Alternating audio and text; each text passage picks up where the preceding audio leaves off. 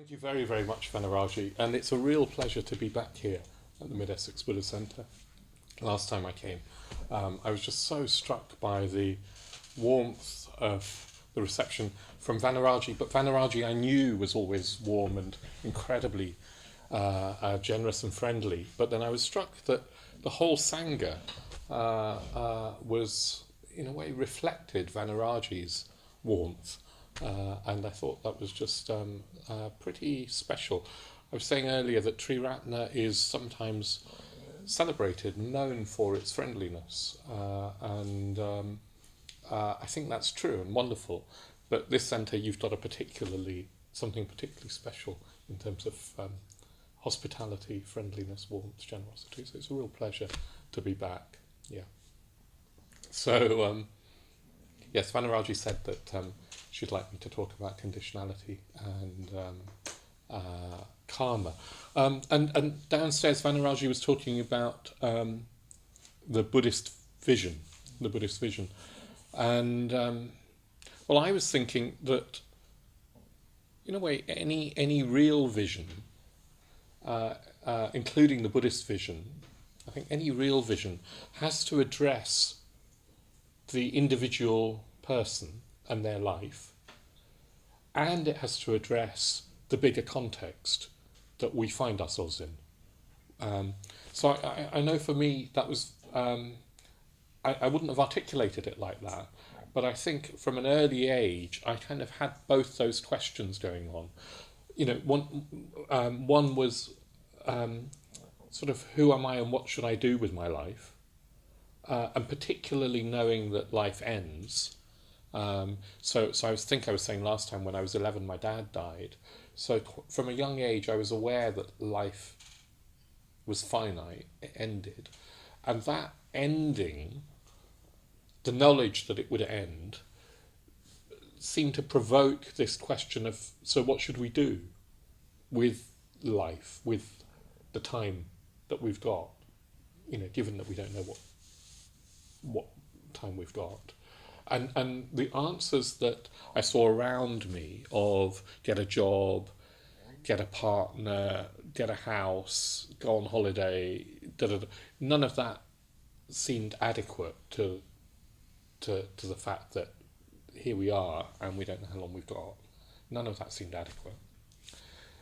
But also, I was interested in what's going on in that bigger context. What is the universe? What is this experience of the world? What's reality? What is it? And which, of course, then led me to study physics and trying to answer the questions about what reality is. And physics did help to some degree in that it had some big laws and sort of some big ideas. But physics wasn't going to tell me how to live my life. The question of what should I do with my life, given that here I am, physics doesn't have an answer for that. I thought that people that I met, physicists, scientists, they may have an answer. I thought that they may be wise, for example, and live through wisdom. But I was naive, and when I met these incredibly bright, talented people, as I got to know them, I realised that no, they were quite ordinary people. They didn't have the answers about what to live for either. So I think the Dharma, well, any real vision, and I think all religions probably try to answer this, is both those things. What's the nature of reality, and how do we live? What does it mean for me? Yeah? And the Dharma has a very, very simple and beautiful response to that. The Buddha, one of the things that the Buddha said is that his Dharma, his teaching, all led to freedom, to real freedom. You've probably heard this. In the Udana, there's a which is a collection of suttas. there's a sutta where the Buddha says that just as the ocean, wherever you go in the world, the ocean has the same taste. It has the taste of salt. So whichever teaching of the Dharma you pick up, it'll have the same taste. Whether it's the mindfulness of breathing, the Metta-bhavana, whether it's Tantric Buddhism, whether it's whatever it is, whichever aspect of the Buddha's teaching you pick up, it'll have the same taste, and that taste is a taste of freedom. And by freedom, the Buddha didn't just mean freedom to do what we like, which is a sort of freedom that I think we have. The idea of freedom in the West is very much, seems to be associated with, well, I can do what I like, I can spend my money how I like, I can get the job I like, etc. He didn't mean that. He meant a freedom of consciousness from the constraints that bind us in our mind, that cause us pain, that cause us suffering. So this freedom was a freedom from all mind-made pain. Yeah? But his answer to, in a way, that personal freedom was also related to what the nature of reality is. Because this freedom comes when we perceive directly, intuitively, with insight, when we see what the nature of reality really is, what's really going on, how things really are. The freedom arises when we see how things are. So they're very linked. This personal freedom is linked to the truth in that bigger sense. Yeah. So then he was asked, of course, to say how are things? What is it that you realise enlightenment? And the Buddha said many things, but the most fundamental of his teaching, the teaching that Sangharakshita has pointed out underlies the whole of Buddhism, is this teaching of conditionality. And put baldly, the teaching doesn't sound very exciting. How it's sometimes phrased is that everything arises in dependence upon conditions. So everything from this cup of water to this leaf, to the flower, to this Buddha Rupa, to this evening, arises through conditions. And it disappears again when the conditions disappear. And that doesn't sound particularly exciting as a fundamental teaching until you examine it more closely. So I want to see if we can start to unpack that teaching. The teaching of karma is part of this unpacking, and we'll try and come on to it. Yeah. So let's just look at a phenomenon and see if we can trace back the conditions that led to it. So here we are on a Wednesday evening in January, in this room in Mid-Essex,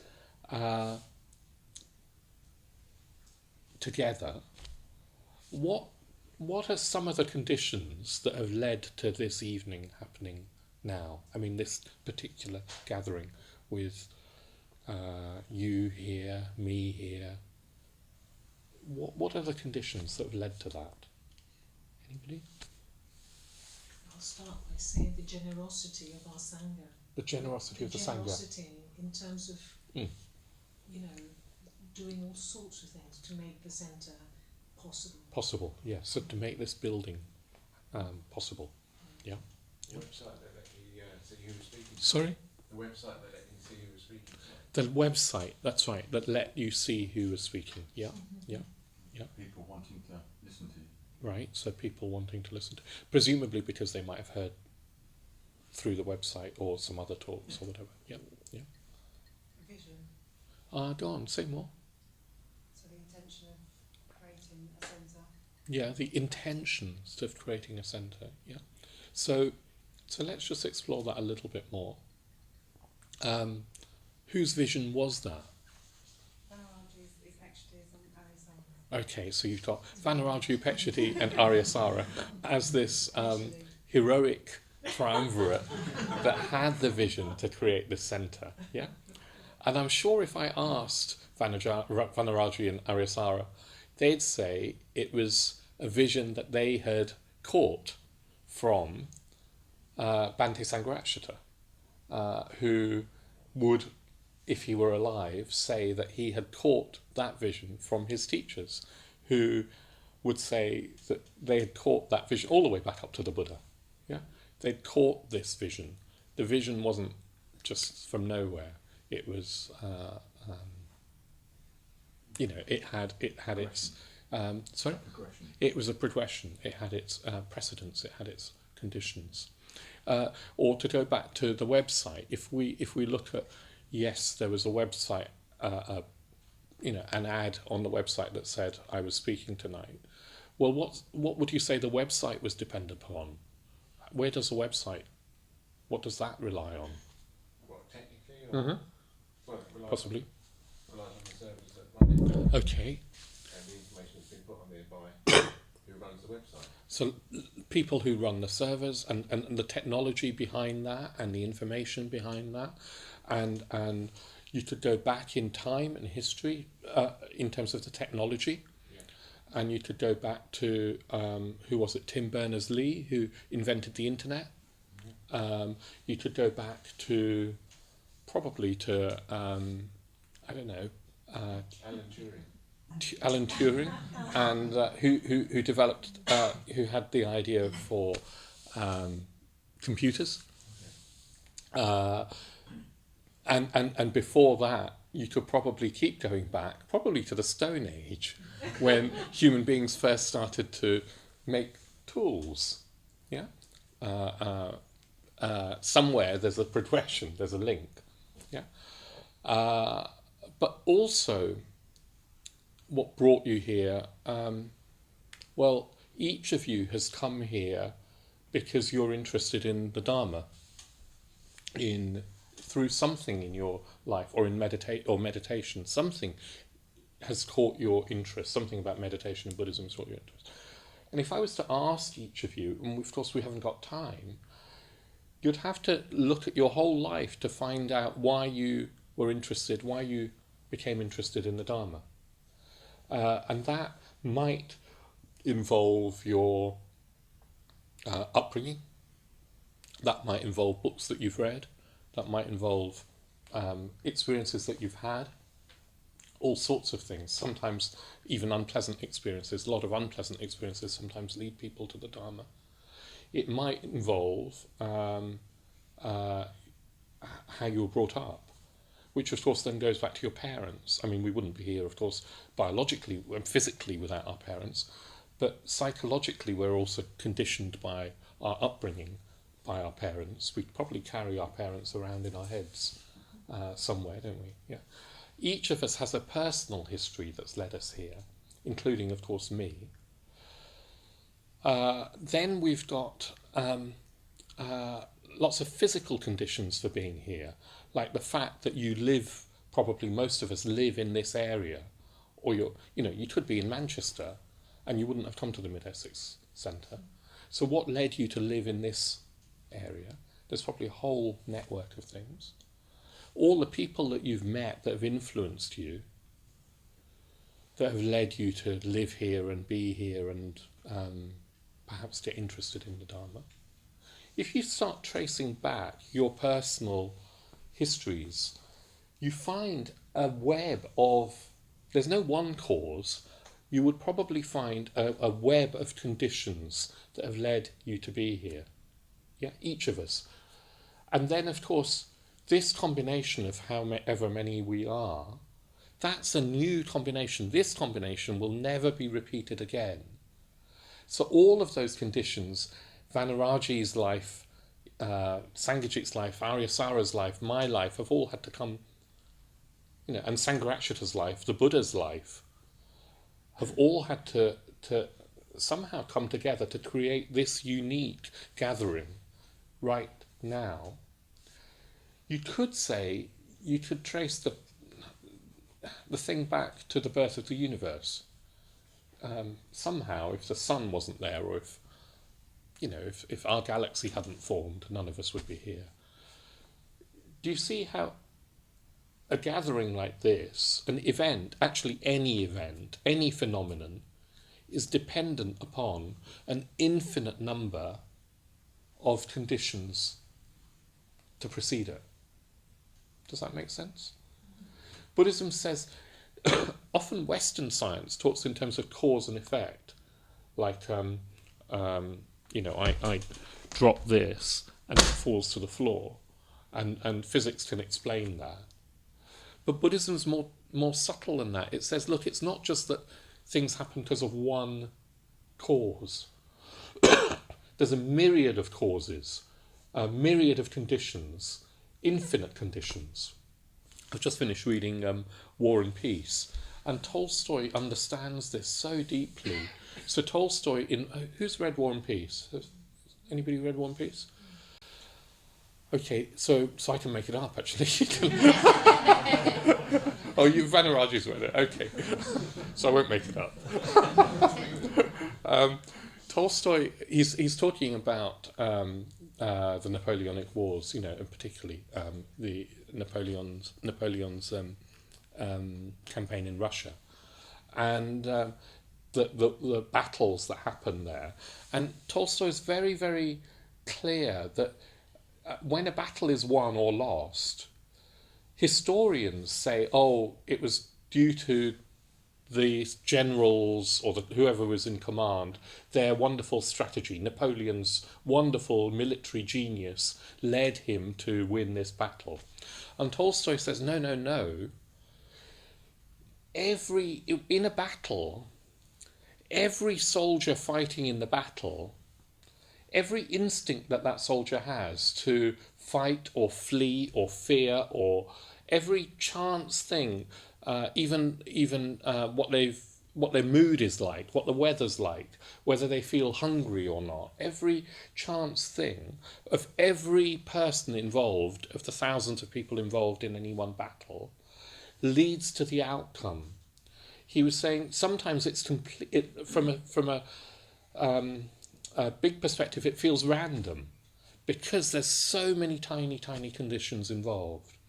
If a soldier feels like they're just going to charge forward when they shouldn't really charge forward because they might lose, that they're outnumbered. But if there's enough confidence in the charge, that can overturn the whole outcome of a battle. And he's saying that when historians look back, they don't know all those tiny conditions. So they just say, oh, Napoleon won because he had great strategy and foresight.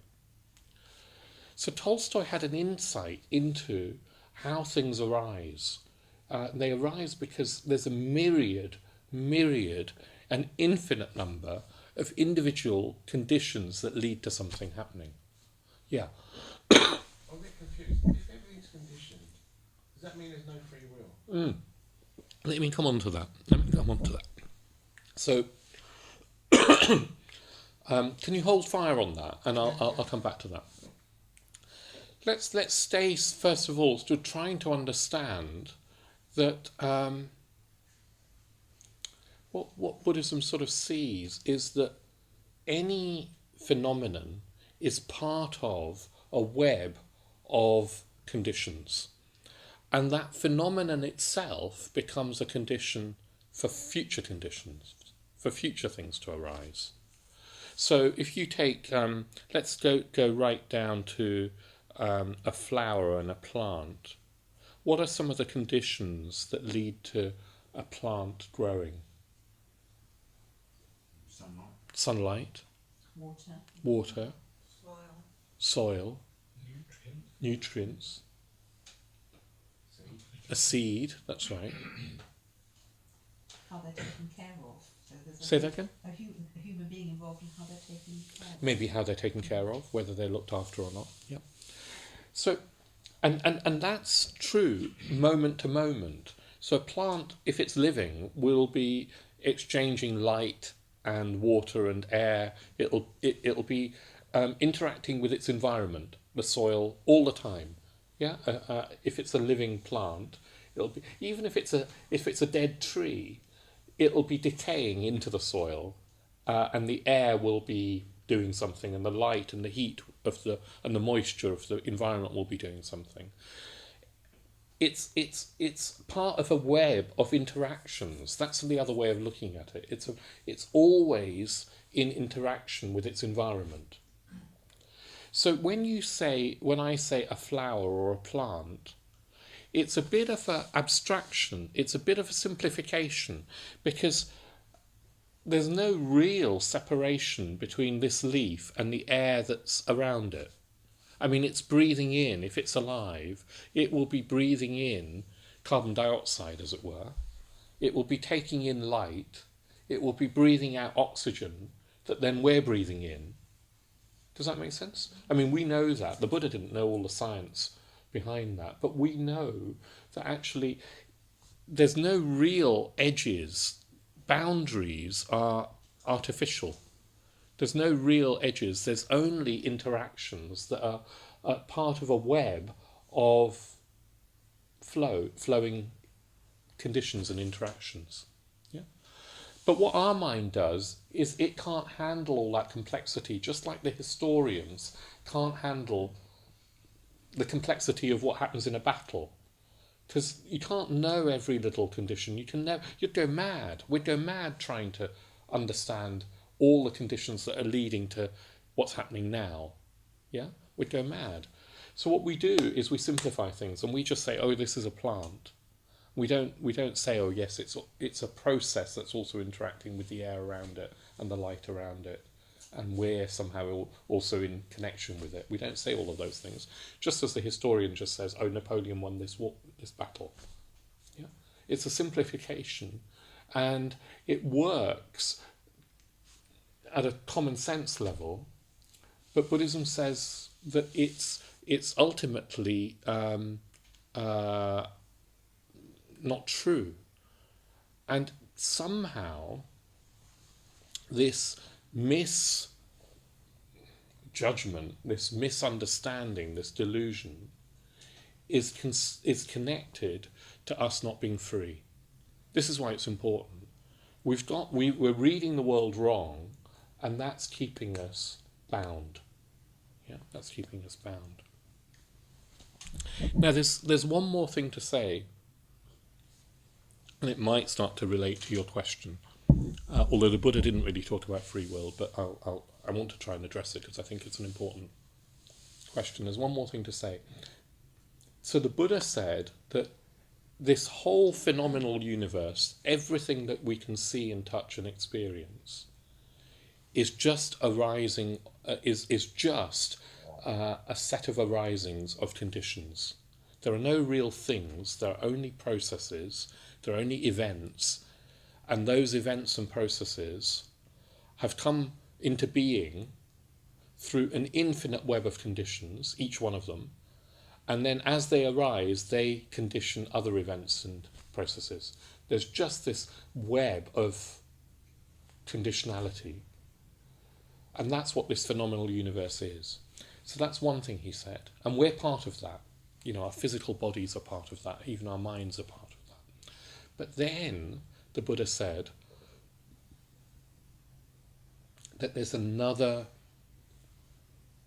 realm, dimension, another possibility, which he talked about as the unconditioned.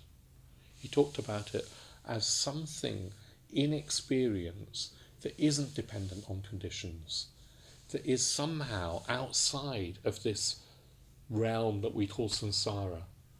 It's not in flux. It's not dependent on other things arising. It won't fade away. It's somehow eternal. Apart from eternal makes it sound like it's going to last forever. It's not even that. It's outside of this whole notion of time. There's something timeless that's possible for us to experience. And that is where the freedom lies. That's where our freedom lies. And he talked about it as nirvana or enlightenment, or sometimes he talked about it as the unconditioned realm. And in any other religion, freedom, that ultimate fulfillment, would be termed God, wouldn't it? It would be, God is outside of this world of pain. In Buddhism, there isn't this personal anthropomorphic God, but there is something beyond this mundane world that we can touch and feel and see and sense. There is something beyond this body.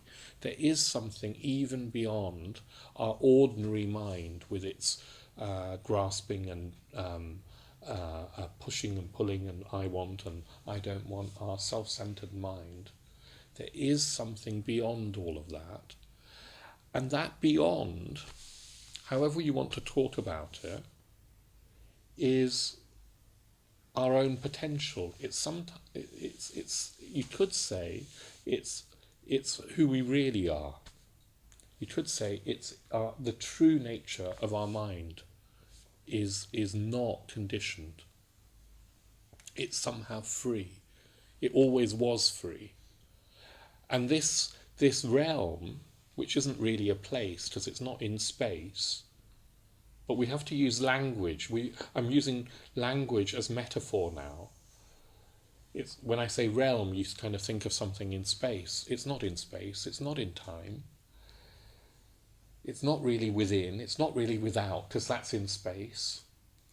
But it is a possible human experience to touch and even inhabit this freedom. And because that's also part of who we are, that's where I think our point of freedom comes from. It's not we're not entirely conditioned. It's almost as if there's something in us that is beyond conditions.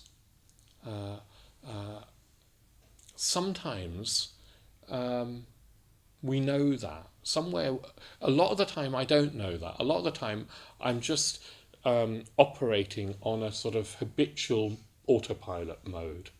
And most of that is a sort of self-centered way of being in the world that just wants what it wants, what I want. But sometimes I'm in touch with something that goes beyond that, and then it seems to go beyond who I even think of as me. And those experiences are moments when I feel connected with the world, with other people. There's a sense of beauty. There's a sense of freedom. There's a sense of love. There's a sense of meaning, but meaning that doesn't have a concept behind it. There's just a sense of, yes, this is true and right, an intuitive understanding. Do you have a sense of that? Have you had glimpses of, you could say they're peak experiences where life seems to make sense, and you feel connected, you feel alive, you feel like you're in touch with truth, and normally it's accompanied by something being beautiful, the world looking beautiful. Tolstoy again does this so well. He has his characters who, there's hundreds of characters in War and Peace. You really see their interconnectedness. You see their lives enmeshed in the lives of many others and in historical events as they unfold. He's describing conditionality. And then every so often, particularly with two of the characters, maybe more than two, but particularly with two of them, they have a sense of transcendence. One of them is lying on a battlefield dying. He's been wounded. And he looks up at the sky, and it's a clear blue sky. And he's dying. He's wounded. I mean, he's not dying immediately, but he will die from his wounds. And he feels the most alive that he's ever been. And he feels the most love that he's ever felt. And then when later on he's on his deathbed, He's with the love of his life. Natasha is with him. They've been estranged. They've come together. He's on his deathbed. She's with him. She's holding his hand, and she's fraught with despair that he's dying, and he's completely at peace. He's completely at peace. Death no longer is something to be feared. Even his love, Natasha, who he was obsessed with, that personal love doesn't mean anything to him anymore. He feels love for everybody. That this grasping personal love means nothing. His own life, he sees it in a huge context, and it's beautiful, and he's free. And death, he even smiles, and he smiles to himself and thinks, I wish I could explain this, but nobody will understand.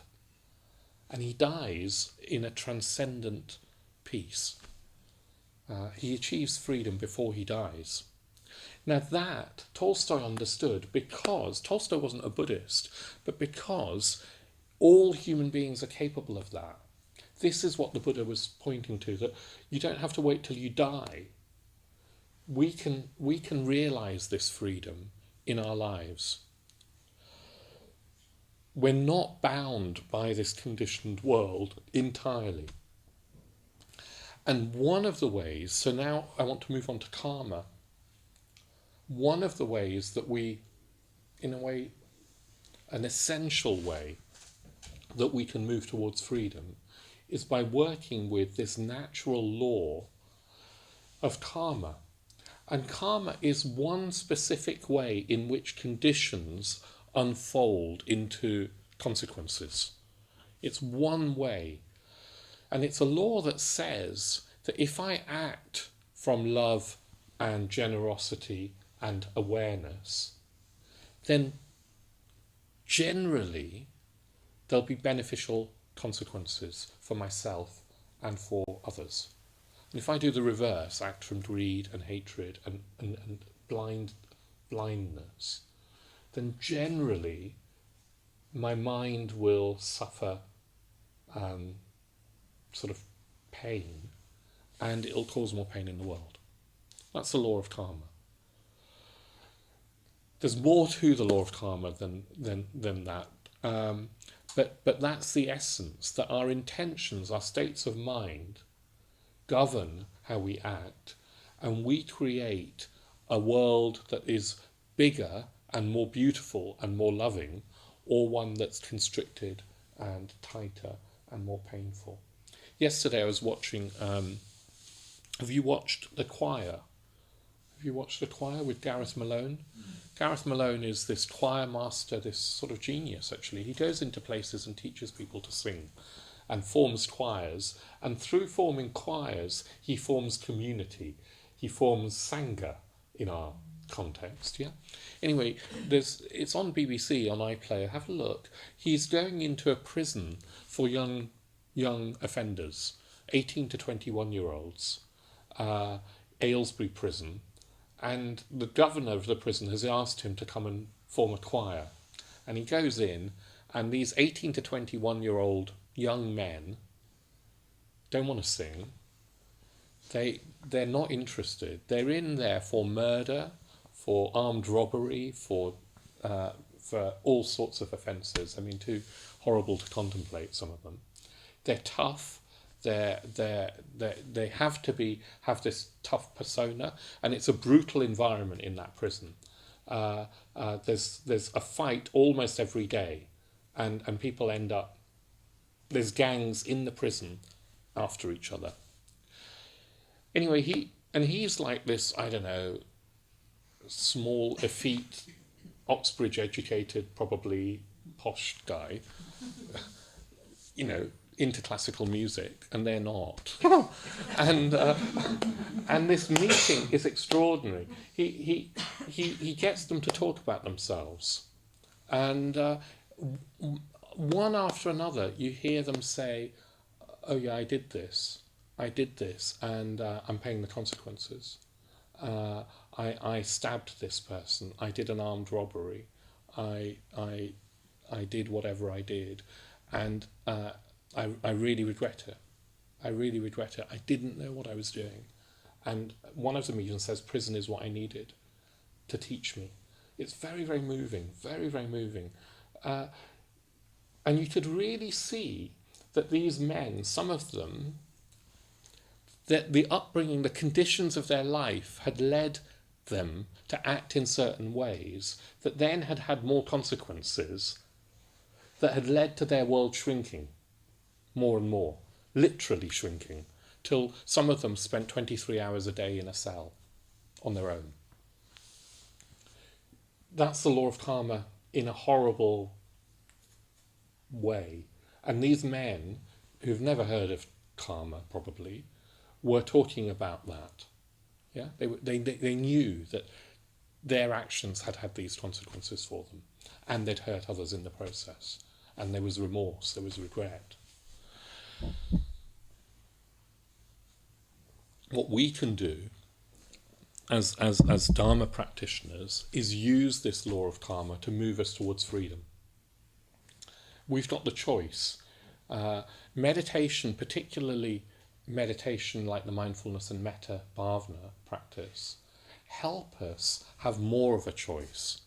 Meditation starts to, well, hopefully you've had this experience. Have you had this experience that as you meditate, you start to get to know your own motivations more? Does that make sense? Your own emotions more. Does that? Yeah. Like when I came to meditate, I kind of thought I didn't have much anger. I thought I was a nice guy. I started doing the metta bhavana and got all this anger, towards my mum, towards people I liked, towards my boss, all this anger. And it had always been there. It wasn't that the metta bhavana suddenly added on anger.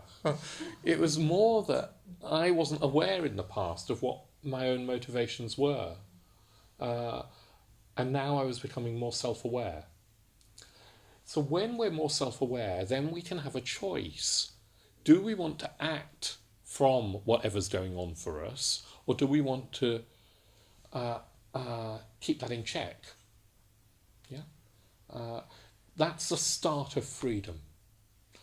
In Buddhism, ultimate freedom can't be in this conditioned world that we're in. We can't control everything that happens to us. But what our ultimate freedom is, our only real freedom, is how do I respond with my mind when something happens? When somebody is rude to me, I might not be able to control their behaviour, but how do I respond? That's my choice. Yeah, that's my ultimate freedom. So meditation helps us work with that. It creates a bit more freedom in our heads, in our minds, in our experience.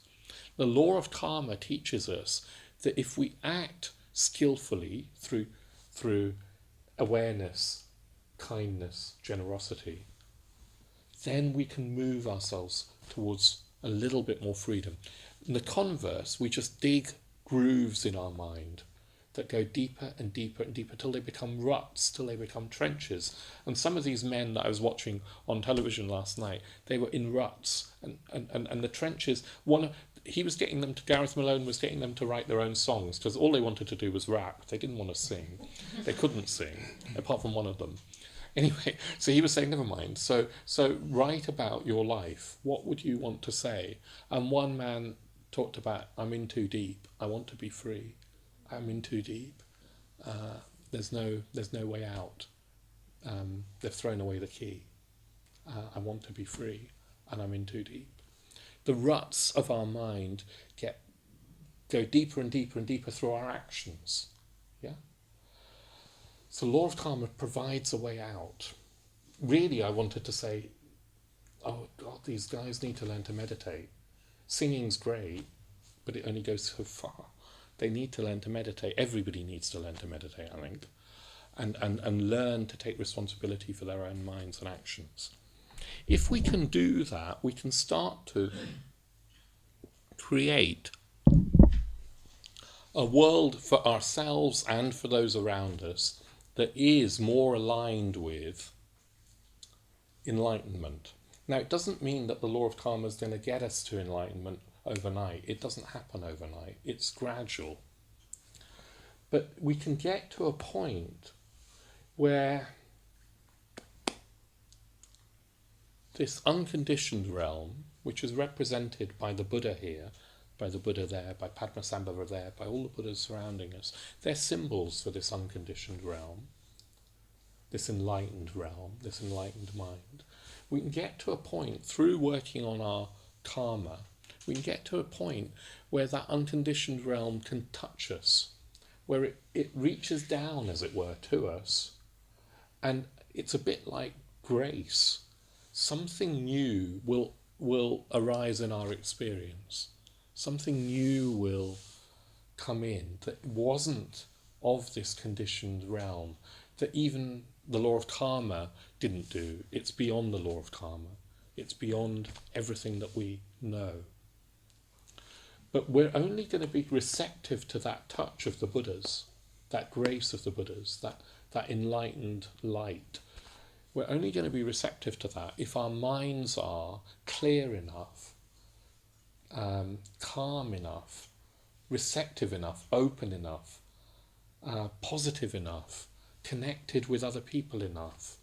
And that's only going to happen if we use the law of karma to work with our practice. Yeah? Otherwise, we'll probably miss it.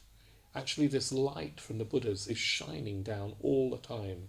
It's like the sun is shining behind, even though it's night now, somewhere the sun is shining on the other side of the earth. Even when it's cloudy, the sun is always shining, but the clouds don't allow us to see it. Well, in our own mind, normally there's clouds. They're the clouds of craving and hatred and delusion. The law of karma, by working with meditation and our ethics, the five precepts, by working with them, we start to thin the clouds. We start to thin them, and then the unconditioned, which is beyond this phenomenal world, something of that sometimes breaks through. And when it does, it'll be like you're lifted up, you're lit up. Something extraordinary has happened in your life. And even if you only glimpse it for a moment, as some of Tolstoy's characters do, your life is never the same again. It's like it will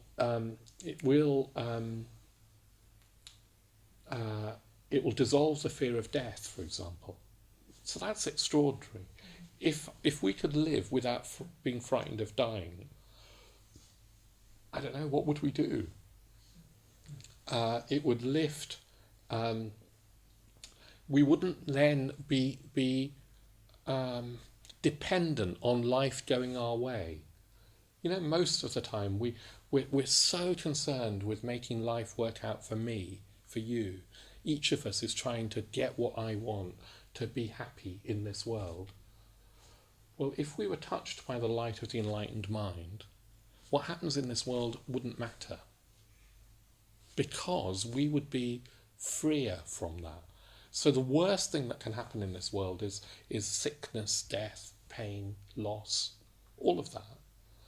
Somehow we'd have risen above all of that. We wouldn't be, our equanimity wouldn't be shaken by the worst that this conditioned world can do, because we'd have found a deeper, higher experience of joy, of bliss, that was independent of conditions. So I want to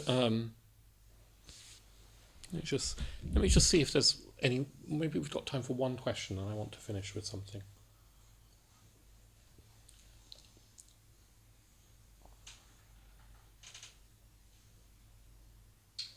I was thinking about in terms of like climate change. Yeah. That in a way,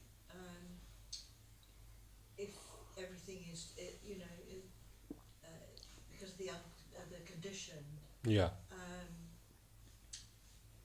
It Yes. felt like if I can get in touch with that, then I'm there's a freedom from fear of what's Yes. going to happen. Yes. But as human beings, we try and control it. So That's right. So all the news is full of how we're going to control it, but obviously we can't. No, we can't. So, and yet we can't control. That's exactly right. We can't control. So climate change is happening because of a myriad different conditions, and we're seeing that. We're seeing the interconnected nature of all life on this planet, and how we're all affecting, and human beings are particularly adversely perhaps affecting the environment. We're not going to, any one of us, be able to control what happens. The situation's too complex for that, and most big issues are too complex. We can, however, have an influence, because we can act, we can be confident that even if the influence is tiny, we do have an influence. So I think that Buddhism says, look, whatever influence we can have in our lives, it's important to make that a positive influence. So let's try and have as positive an influence as we can. But yes, we won't be able to control. And therefore, part of what we're trying to learn is to let go of the fear, the anxiety, the despair that often goes with activism. People who sometimes are fighting for any cause, be that reversing the horrors of any situation. It's very easy to fall into despair and anxiety and righteous indignation or blame, all sorts of things. And Buddhism's saying, no, that just traps us further. We can learn to let go of control, anxiety, fear, despair, all of those things, and still not go passive. Still not go passive and say, okay, well, what influence I will have in the world, I'm trying to make it a positive one. And then together, as a Sangha, we can do more. And I know our Sangha's tiny, but we can. There are lots of good people trying to do good things in the world, and we can be part of a network of people trying to do good. That's for me what partly gives life meaning. That we're collectively trying to do some good in the world. And Buddhism says samsara will never be fixed. Yeah? Even if we were to reverse the damaging effects of climate change, we'd still die. There'd still be death. Yeah? So there has to be something beyond this conditioned world. So I want to finish with, I've gone on a little bit over time, I know, but I want to just finish with one of my favourite passages from a speech by David Foster Wallace that you might have heard me recite before or read before. And he's talking about real freedom. He's not a Buddhist. In fact, well, he's no longer alive. He died before his time. He was a genius, I think, an American writer, a genius. But he also suffered from depression, and he took his own life. This passage comes from an address that he gave to a bunch of students who were graduating from an American college. It's called a commencement speech because they're graduating, I guess they're commencing their adult life. And he's teaching them, I think, about the law of karma.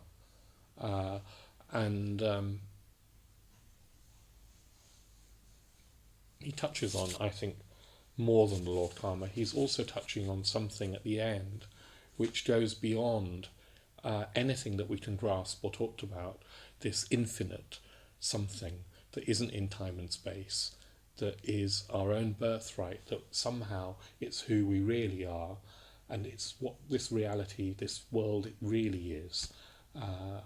He touches on that. Okay, so I'll read you it. It's quite long, so just bear with me. Because here's something else that's true. In the day-to-day trenches of adult life, there is actually no such thing as atheism. There is no such thing as not worshipping. Everybody worships. The only choice we get is what to worship.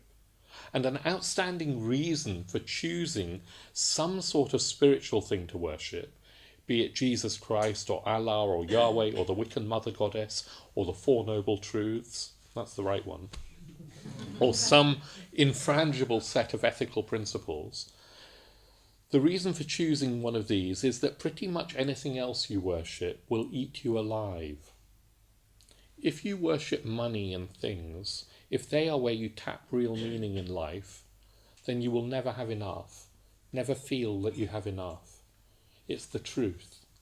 Worship your own body and beauty and sexual allure, and you will always feel ugly. And when time and age start showing, you will die 1,000,000 deaths before they finally plant you.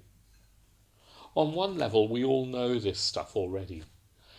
It's been codified as myths and proverbs, cliches, epigrams, parables, the skeleton of every great story. The trick is to keep this truth up front in daily consciousness. Worship power, and you will feel weak and afraid, and you will need ever more power over others to keep that fear at bay. Worship your intellect, being seen as smart, you will end up feeling stupid, a fraud, always on the verge of being found out. Look, the insidious thing about these forms of worship is not that they're evil or sinful, it's that they are unconscious. They are the default settings. They're the kind of worship you gradually slip into day after day, getting more and more selective about what you see and how you measure value without ever being fully aware that that's what you're doing. And the world will not discourage you from its default settings, because the world of men and money and power hums along quite nicely on the fuel of fear and contempt and frustration and craving and the worship of self. Our own present culture has harnessed those forces in ways that have yielded extraordinary wealth and comfort and personal freedom. The freedom to be lords of our own tiny skull-sized kingdoms, alone at the centre of all creation. This kind of freedom has much to recommend it, but of course there are different kinds of freedom, and the kind that is most precious you will not hear much talked about in the great outside world of winning and achieving and displaying. The really important kind of freedom involves attention and awareness and discipline and effort and being able to truly care about other people and to sacrifice for them over and over in myriad petty little unsexy ways every day. That is real freedom. The alternative is unconsciousness, the default setting, the rat race, the constant gnawing sense of having had and lost some infinite thing. So with those words of David Foster Wallace, I'll leave it there and say thank you very much.